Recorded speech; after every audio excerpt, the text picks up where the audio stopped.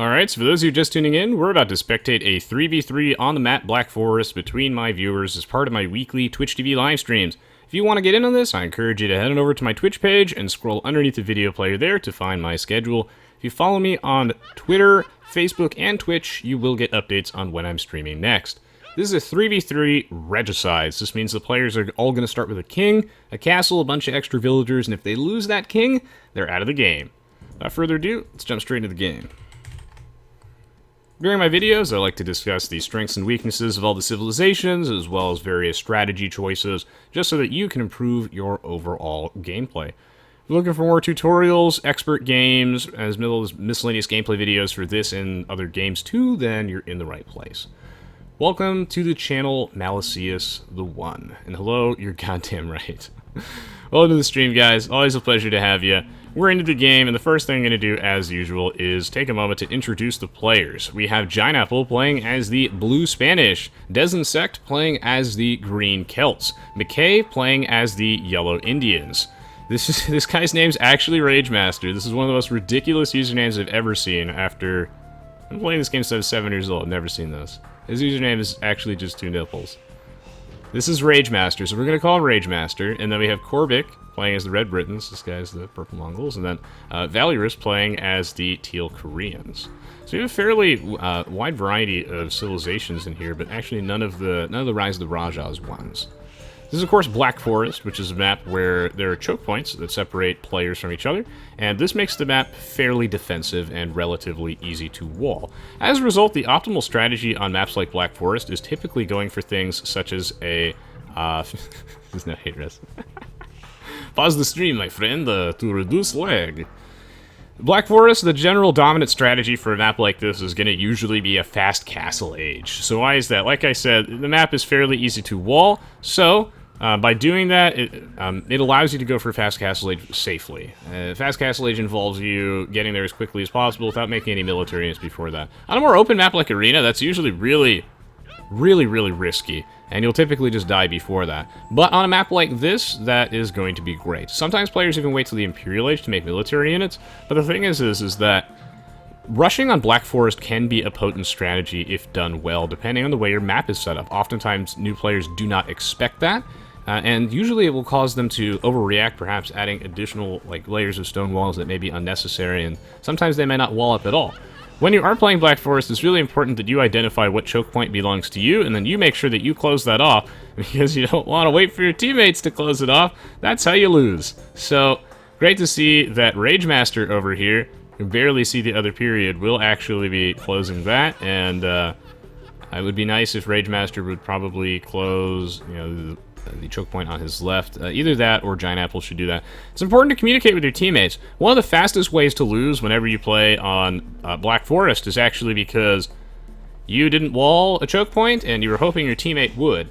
Even though sometimes it will weaken your early game economy by having to walk a villager to close off a choke point, it's much better to slow yourself down by a little bit than just lose the game because you left that hole open, and then your opponent gets to sneak in some knights, and that's how you lose. So be very, very careful.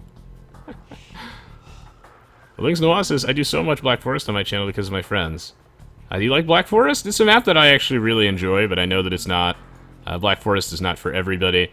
That's why we're doing Regicide, because as much as I like Black Forest, it can be a little slow. So Regicide typically spices it up with the faster start, additional villagers, different resource distribution. But I do feel like even though Black Forest is the type of map that new players tend to gravitate toward, doesn't mean that high-level Black Forest isn't interesting. I used to play a lot of high-level Black Forest on Voobly, and it's a really different metagame than you would see in the lower-rated games, where rushing is definitely a thing, and the action picks up very, very quickly, and there's so much more strategy to it. What I like about Black Forest is that, since it's more of a closed map, games will go to at least 30-ish plus minutes in. Everyone's going to get to the Imperial Age, and this means that we just have access to a wider variety of units, and I feel like that adds a real extra layer of strategy to it. I like Arabia too. It's just these are two very different metagames that I think have a lot of finesse to both of them. Now, when we're talking a little bit about Black Forest strategy, like I said, fast castle age is generally the way to go because it's so easy to defend, and this means that you want the vast majority of your early game villagers on food and wood. I actually have a fast castle age in a Knights tutorial. I recommend that you check out. I updated that recently. Giant Apple actually going to double check to make sure that this is closed off. This thing is not. Valyrus, see, oh, look at this. You see, this is exactly what I was talking about. I feel like he has not been seen, and he actually deleted that barracks, so interesting, interesting. He picked a dangerous spot to put this because he's adjacent to 3 enemy boars, which Corbic might want. Sometimes Black Forest actually spawns additional boars and whatnot that you can dig around for. If your pond has a reasonable amount of fish, you know, maybe like 4-ish tiles, I think that building a dock and a couple fishing ships is not unreasonable, but I wouldn't build more than 4 fishing ships in Black Forest basically ever. One other interesting tip is that in the super late game, if you happen to have, let's say the battle line is right here, for example, or it's right here. Actually building a dock here and making some cannon galleons can really slow down a push and can be quite annoying, as ships are generally much more cost efficient than land units are, versus other land units. So, because they have just so much health for the resource cost, it's quite great. Of course, these players will need to mine gold a little bit earlier because it's Regicide, where we start with no gold, and you need to research Loom, which can make it quite a bit awkward indeed. Actually, Barrett's coming down for Corbic early on, but as well, we have one for Valyrus. Peter Pone says, which of the new Southeast Asian civs do you think is the best of Black Forest? That's a good question. I haven't played that much Black Forest with the new civilizations, but I imagine the Khmer are probably pretty good. They have a very strong fast castle age because they have no building requirements, and then that just gives them an excellent boom. They got all this extra wood they can spend on town centers. And then in the Imperial age, like the Khmer are the type of civ that has kind of a little bit of an awkward mid-game. They have a very strong early rush, and their late game is quite powerful too, but let's say for the Imperial age, they need to get all these technologies, they need to make sure they have a massive economy to support their super expensive units. Their tech tree is like, they have very good gunpowder, siege weapons, and elephants. All those things incredibly expensive and take a while to upgrade, so I feel like in Black Forest that's less of a drawback, and super fast early game rushes can still have a place in the meta, presumably, assuming that your map is actually open enough, so I would assume the Khmer are quite good. Really, I think most of the civs are decent on Black Forest, except the Malay. The Burmese are probably fine. Maybe not amazing, but they're fine. And I think that the Vietnamese, since they have no eco bonus, I mean, it does mean that they boom slower, but they're less likely to die early on. That's the biggest problem, not having an eco bonus.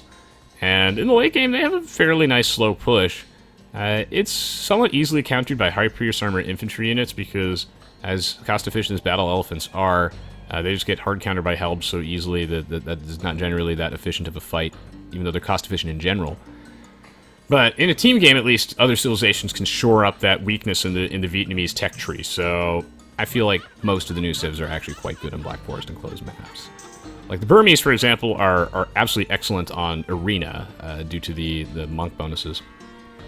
So Valyrus has this barracks over here. He hasn't really done anything with it yet, and once again, as a guy who used to play Black Forest all the time, this is triggering me a little bit.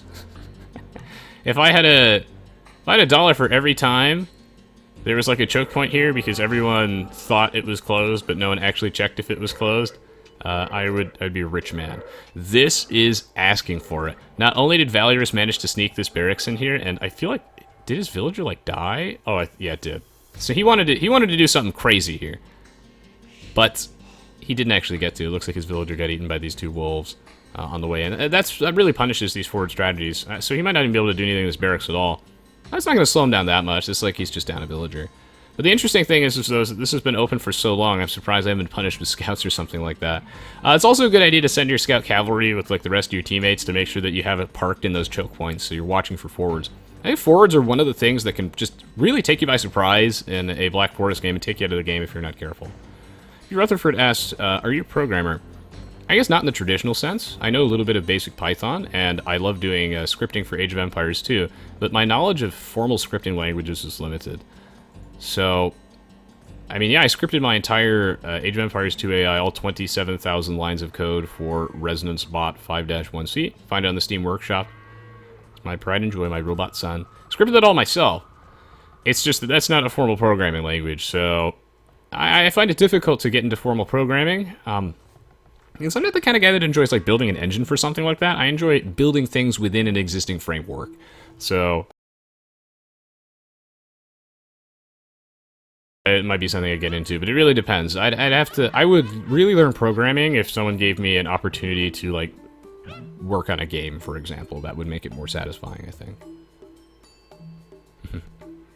Your Rutherford asks, can you do a custom AI with other languages like C++? Not in Age of Empires 2, you can't.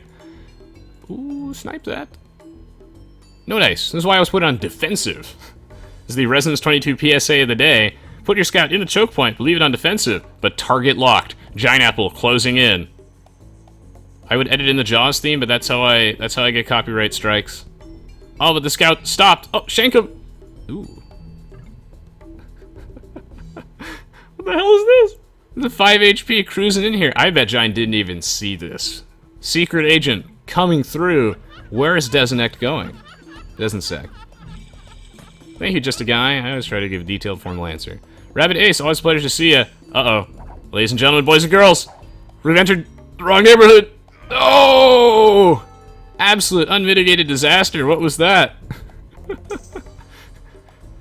You knew he was there. You saw the roads. This is where his base is. Why did you walk out castle? Oh, the dream!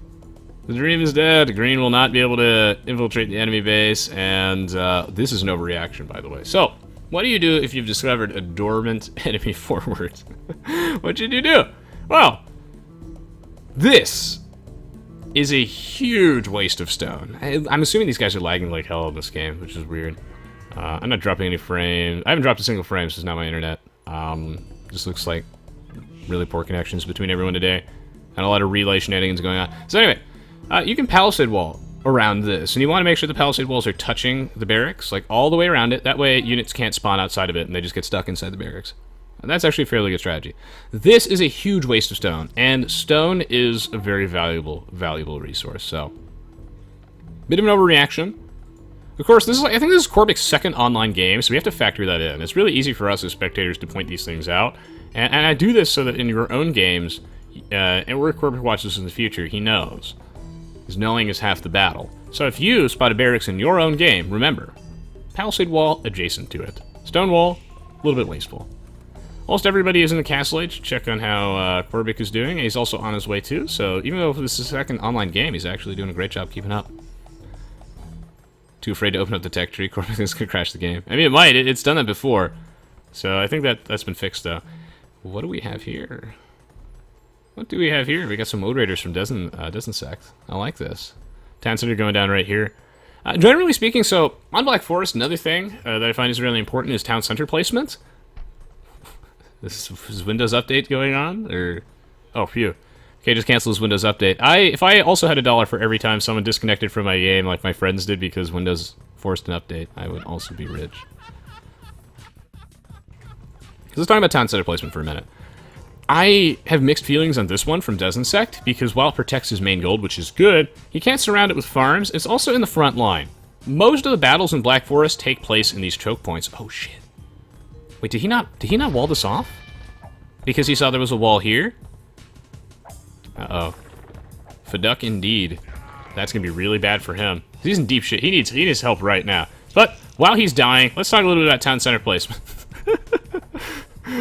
I gotta finish my point. This rush can wait, but I'm gonna switch to Valeros's perspective. Just to click on these beautiful, handsome war wagons. Where are some good places to put town centers? I think away from the choke points is a good idea. Like, putting it here protects your main gold, but all the villagers are going to end up sustaining a lot of idle time. I typically like to put my economy near the back. That way I can just die really slowly and stall. JJ says, so many ways to get rich, but you chose to cast Aoe on Twitch. Indeed. I think that a lot of people grossly overestimate, for example, the amount of money that Memb makes on Twitch, or most of us streamers. It's the type of job that is an absurd amount of work, very exhausting, and it's satisfying work, but it's a job nonetheless. And as far as like YouTube and Twitch goes, you have to be an insanely large streamer to make any sort of reasonable money off of it. I think you need to be, I don't know, maybe definitely at least bigger than the Viper. I think you would probably need to be twice as big as the Viper to make a sizable income. I don't know how much he actually makes though. I think you need to be about twice his size. So right now, another tiny tip is ringing the town bell is almost always bad, which sucks. So if I ever design an RTS game, I will not put a useless button like this. This is noob bait. The town bell is stupid pants. I don't necessarily know how I would design the button to make it not suck like that, but basically the problem with the town bell is that it puts almost all of your villagers inside that town center. The radius is colossal. And more often than not, only a small area of your villagers are being immediately threatened, such as these guys. Not these guys. Not these guys, but these guys. So the town bell is like, press B, lose the game. It's one of the worst buttons you can press besides delete. Town bell, it's like your economy's taking a little bit of damage, and so you turn the gas in your stove and you start lighting a match. It's so terrible. It makes your entire economy go idle, so you have to be very careful with that. Altham says, if you have people around the Carlini, you make lots of money. That's true, but is that sustainable? I don't know. And I don't have a Carlini. I guess Carlini shows up every now and then, and I do get the occasional large donation, which is really, really nice, but not from Carlini, though.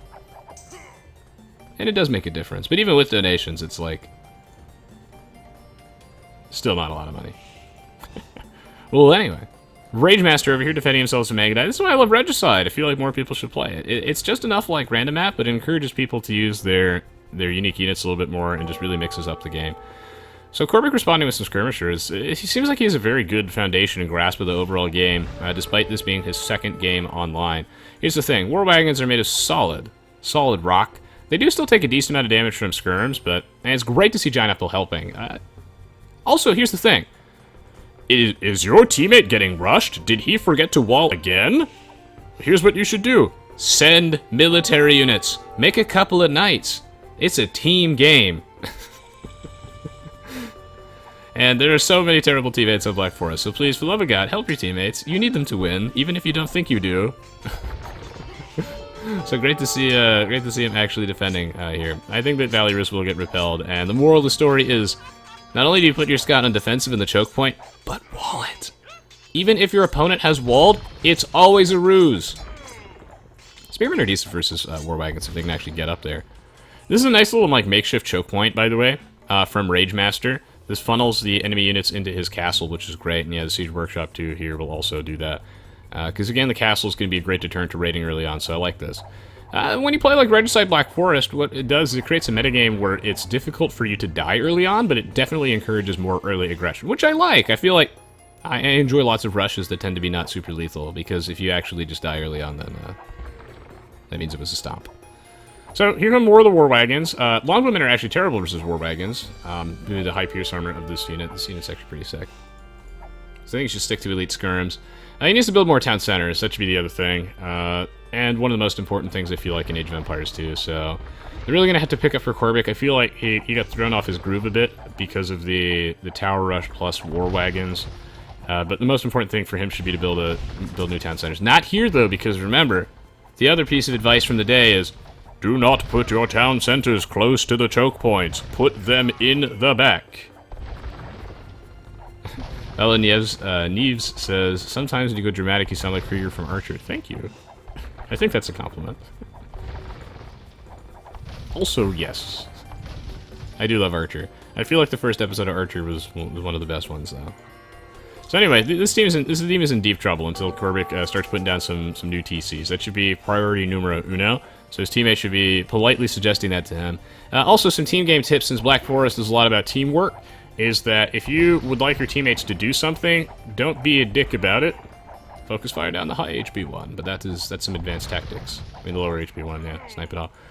Don't be a dick about it. If you want your teammates to actually do something, put a smiley face at the end of it and phrase this as a suggestion. It's a really important thing for really any sort of online ranked games. So it's like, I think you should, it might be something like, it might be a good idea to build additional town centers, smiley face, is a good way rather than build extra town centers, you fucking noob. That's not going to work. So definitely keep that in mind. I have to make sure not to fight under these guard towers. This is a very awkward situation for Korbic. My heart goes out to him. I feel like Age of Empires obviously doesn't work that way, but, you know, cognitive bias makes it feel like it, but You know, if you're super new, of course it only spawns you on the flank, again, next to someone who's got the urge to rush. So, my heart goes out to him. We'll see. I'm going to swap over to Rage Master's perspective. Doing some nice raiding with these Mangudai, forcing Desinsect to back up. And once again, we see the drawbacks of putting this town center in that choke point like that. I think Desinsect had a very good initial start to this, but ooh, nice! Great control on his part that he actually gets that Mangonel shot off before he loses that. And yeah, I'm sure that next time he'll put the town center closer in the back. Meanwhile, McKay getting very huge. We see the new Indians building architecture. This update in Rise of Rajas in action here. But what will we see from McKay?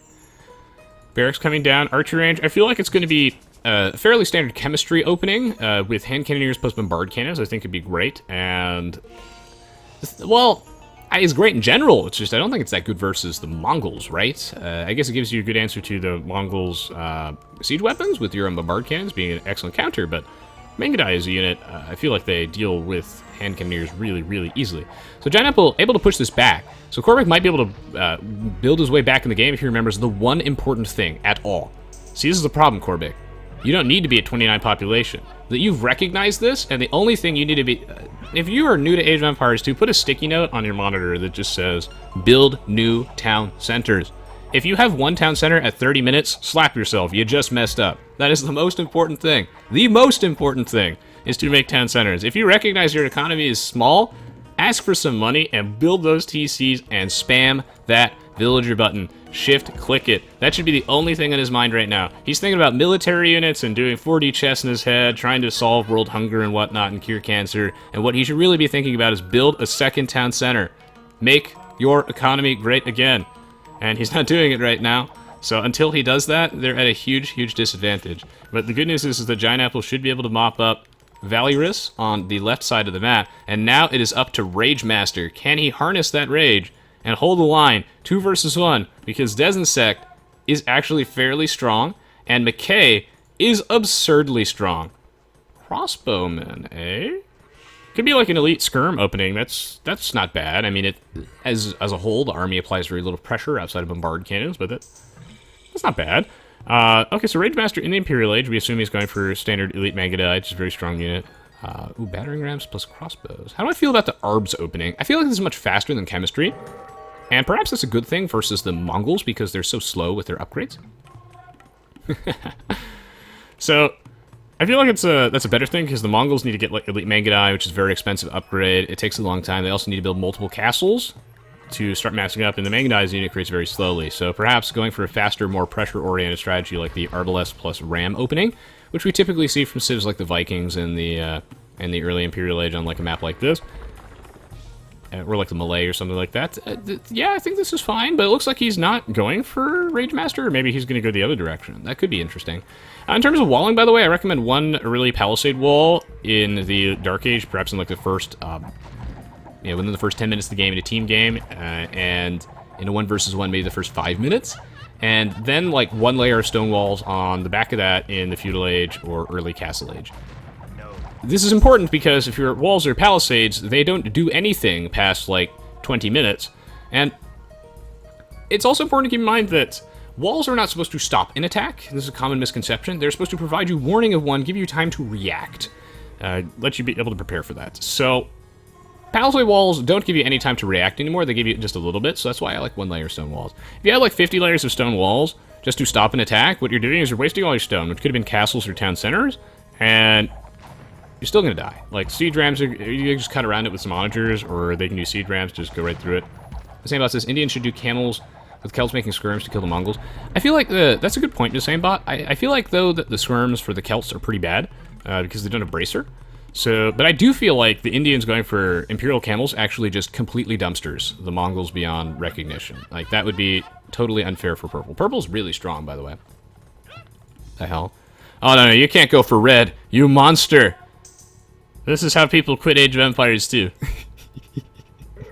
You know, I say this is like a fast, more pressure-oriented strategy, but since McKay has like walked his slow capped rams all the way over here, this is not fast at all. It's just an attack. So, man, I feel like Imperial Camels is very hard for the Mangudai to deal with, because you really like the Mangudai plus Hussars plus Siege combo, and Imperial Camels beat all those things. So what do you do if you're the Mongols in this situation? Well, besides resign, I think like heavy scorpions is a fine choice. It's a fine addition to the collection. Pikemen are not that great. So yeah, I guess you have to go like heavy scorpions. It's really one of the few good options you got there. That's fine. I mean, drill heavy scorpions is decent. Wait, Peter Pone, I already answered that question in like great detail when you asked it. You want to go for a drushed past Castle Age when you can actually wall on the back of it. I answered that question immediately after you asked it last time. So you want to go for a drushed past Castle Age only in maps where you can wall easily and you got that wall up. Otherwise, go for like a drush into a feudal age rush, aka flush.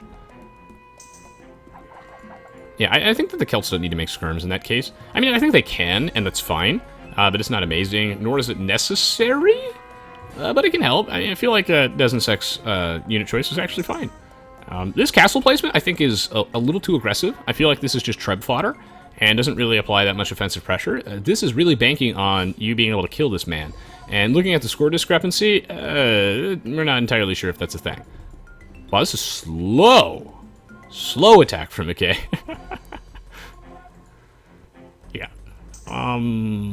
I feel like this is treb fodder. I think that a castle this aggressively placed makes more sense if you're attacking the Castle Age before trebs come into play. I think that's when forward castles are so strong. But in the Imperial Age, unless he's got stone to burn, I don't know about this.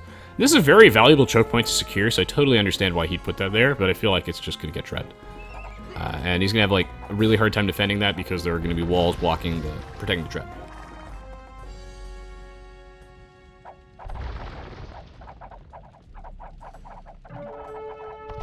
I don't know that many plans at present to do more Star Wars Galactic Battlegrounds, but I recognize that there's a somewhat significant demand for it, so it's not off the table for sure. So at least in the near future, don't think so, but in the long term, it's certainly possible to revisit it. Just gotta, get a good feel for the demand of things. It's also like, I don't know, I would like a Star Wars Galactic Battlegrounds HD edition. That'd be kind of nice. So I don't really understand why everyone's going for red. Also that Mangonel shot was sick. So, McKay had the best boom. It was really like immaculately well done, but this is some unprecedented spaghetti in terms of overall strategy, I feel like. Making the military units over here, and then walking them all the way to Red's base. With such a slow army comp, I feel like doesn't make any sense, and it made more sense to make military buildings over here and just rally in some troops if absolutely necessary. But I also feel like this battle is fine. This side's okay. Like, it's a 2-on-1 situation, and Teal's not losing. Isn't that perfect, I feel like? So, I don't know, I think that was a lot of offensive pressure forfeited, and now we've allowed Ragemaster to get swole. So the question is how swole is he? The light cavalry here, which are a great answer to the skirms. Skirms themselves missing a lot of upgrades. He's now going for that castle, and I think that Ragemaster should mop up this entire army. I mean, McKay has been like booming extremely well, so we got to give him major credit there. But just for your own reference, it's a good idea if you want to like help someone with a really slow army to just build military buildings in their base, rather than walk the army across the map like that. And I also feel like they could have done some serious damage to Ragemaster. That was kind of like a missed window of opportunity. Having all those military buildings over here would make natural pressure over here. So why exactly is Dozen Sect losing this battle? It's because light cavalry are a great counter to the skirms. Skirms themselves missing a ton of upgrades. This is a very standard army comp for the Mongols, and I feel like the Mongols just have the better units in this situation. What we need over here are maybe a few Imperial camels to just completely mop up this army. It would be an absolute disaster. What other things should Green consider? Onagers, which is great to see him mixing them in, and now he's just recouping his losses, making sure that he builds more, gets more upgrades, makes more military units. So if you're purple, I feel like this is also like a little bit of a boo-boo, in that I feel like once you win that battle, you don't want to give your opponent a chance to build back up. So he's playing a really excellent game, but I think now's the time to kill Green. Speaking of reasons to kill Green, you either kill Green or you gotta help Prano Tano, because McKay is pushing in, and now this is a well-executed push. Here comes the Arbs plus the Siege Rams. What the hell is this? I'm going to assume that was a misclick. Oh my god! Wow, that sucks so much for Giant Apple. That was almost the sickest thing I've ever seen. Oh, god damn it. Disaster. Absolute disaster. I love, though, that Giant has all these siege workshops here. All he has to do is get one shot. Another one. Denied. McKay running roughshod over this base. Backing this up with a Treb. Do pet turrets have an attack bonus versus Caprams? Is this? Oh, they do. Oh, yeah, they do. Is this the counter? This is a really shitty counter. Not a big fan of this one. Okay, so we're waiting for another Onager. Come on, man. He just needs one shot. God. Oh. This is actually breaking my heart. I'm going to pan the camera over here where things are a little bit nicer. So once again, Purple pushing out. This is great. Well played on his part. I feel like Green's been doing a really good job defending against this. But still, though, Purple had the superior army comp. Green definitely had the right idea, I feel like. But he needed... I think he needed some of his own onagers. I also feel like focus firing down that castle was not a great idea. Yeah, I feel like focus firing down that castle was not excellent. Because then he just took so much damage. And he didn't have enough upgrades on his skirms. But I think he definitely had the right idea. And then Purple just pushing out. Great to see him mixing onagers with his own army. He's got drill. He's applying so much pressure. McKay's push is just crazy. But it's actually going to get repelled. The onagers are here. Giant Apple knows this is the comeback mechanic of this castle. Now, this is a good forward castle. But unfortunately, he doesn't have the military to really back this up.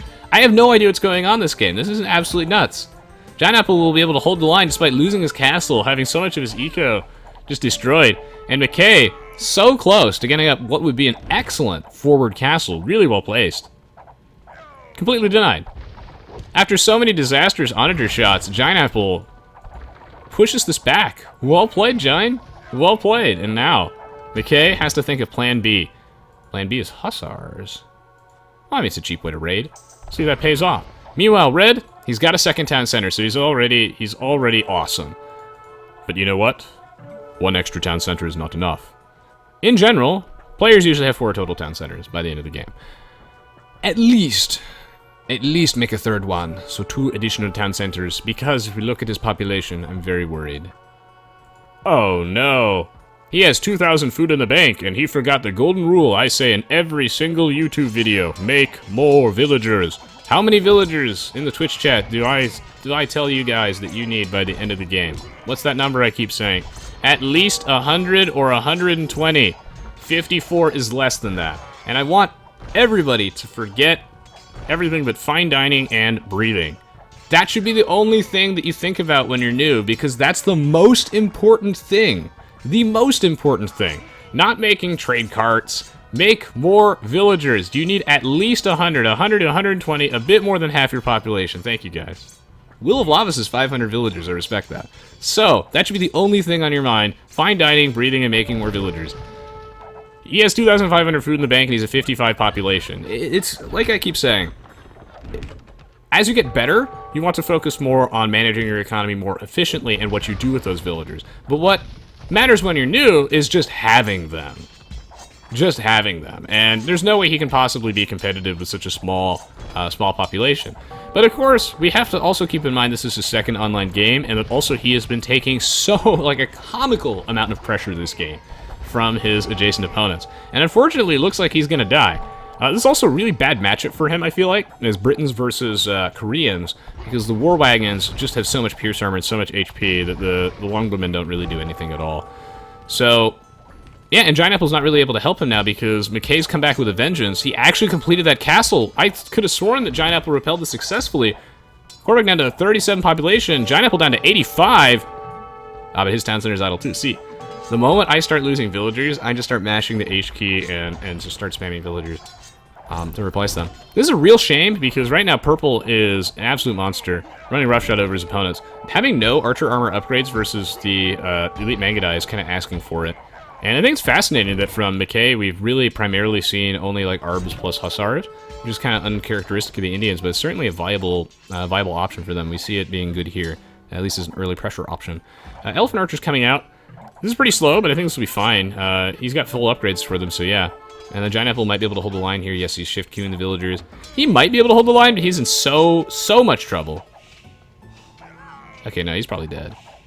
Purple will be able to continue this push, but without sustained trade. I think Rage Master is going to run out of money.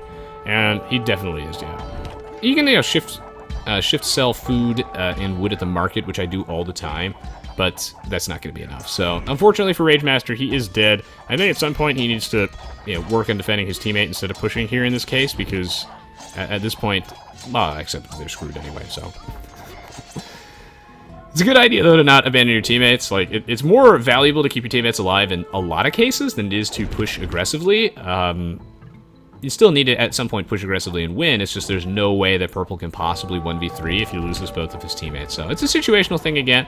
Poor Korbic. Not the easiest game for his second online game, so my heart goes out to him. Desnek in a lot of trouble. Will probably die. But Purple cannot possibly win this game. Giant Apple doing a great job holding the line here, but he doesn't really have that many places to build a new economy, right? Like, I'd be putting down test centers like crazy over here, but that kind of doesn't do anything. There's nowhere to run, because on the left, here comes the war wagons. Oh my goodness. Well, I believe the game is coming to a close. Here come the siege rams. Again, there's no way Purple can possibly 1v3 these guys. Fascinating he does not have the Hussar upgrade yet, and it's not that cost efficient, but if you build that many light cav, you definitely want it. And also, if you're the Mongols, it's much better, because the extra HP is quite nice. So, I mean, what Purple could do is he could stonewall like crazy over here, and ask his teammates to just stall, which they're doing. They're completely dead, and then he could just try and pick off all the kings. Me not think that's going to happen, though. Korbic lost his king, so Giant Apple says GG. There's like no way they can win at all, right? Like, no, this is completely impossible. Purple can't possibly have enough money. I mean, okay, he's got 2 tiles of gold over here. That's like 1,000 gold, not bad. He's got this gold. Okay, here's the thing. If he was gonna go for a Hail Mary crazy attempt, he would need to put like 50 layers of fortified walls here and then just keep pushing, but I don't think that. Okay, yeah. He's gonna recognize this. Not gonna keep us in this game any longer than we need to. GG, well played. Congratulations, McKay, Valorous, and Desinsect for a great game. And of course, Ragemaster, Giant Apple, and Korbic played well too. In the end, they were defeated, but that was an excellent game on both sides. GG. Yeah, I don't think that his Hail Mary push could have possibly worked. He didn't have time. He didn't have enough bodies. His teammates were already dead, so he needed maybe like 5 extra minutes of headroom. GG. Yeah, also, this was like his first game. Well, the second game. Well, 'twas a GG. A lot of factors at play here. A lot of interesting moments. I could have sworn Giant Apple pushed McKay back, but then McKay swoops in there. He's got the Hussars. It's pretty solid. Ooh, 1 unit converted, tied with green. Excellent KD from Purple there. The building's raised. It's in a great game there. Once again, you see the Koreans with the super bulk. Very strong economy from McKay. Very, very well executed boom. Fast advancement times, not bad. Of course, this is Regicide, so it's going to be a bit faster. That's why I like Regicide. This is like all the fun of Black Forest, but the action picks up sooner. But 47 villagers, you're going to need more. Looks like everybody else in this game, though, did indeed hit that minimum of 100 villagers. 100 to 120, more than half the max pop of the game. Yes. Excellent, excellent. That would be crazy. That'd be crazy, Nasta Canistage? See? I'm just gonna call you Nasty Canna. That would be crazy. A Black Forest game where everyone's goths. Guess Purple's name used to be Dot. Dot? Yeah. This is an interesting game. So, I hope you all enjoyed watching that. You found it educational, interesting in some way or another. If you did, please don't forget to leave a like rating as well as a comment below. I do take the time to read all your comments, even if you don't have the time to respond to each of them individually. As always, I really appreciate the support. If you guys want to do me a favor and support the growth of the channel and you want to see more Age of Empires 2 content, one of the best things you can do is take the time to show your support for the content I do beyond the games, beyond just Age of Empires 2. So when I post like the Duelist stuff, the Hearthstone stuff, please do take a moment to check it out and leave a thumbs up. As not only does it help grow the Age of Empires community by exposing players from other games to Age of Empires, because everyone played this as a kid, but most people don't know that it's still a thing.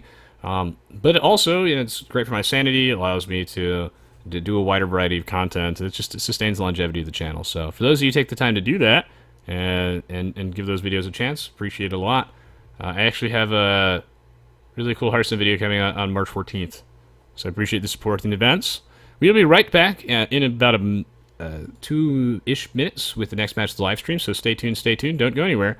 Got more Age of Empires action on the way after this. So yes, GG well played. Stay tuned. Also, welcome to stream to Hunger Barracks.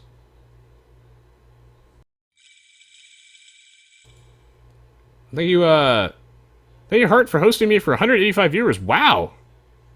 Yeah, you play well, Rage Master. GG, man.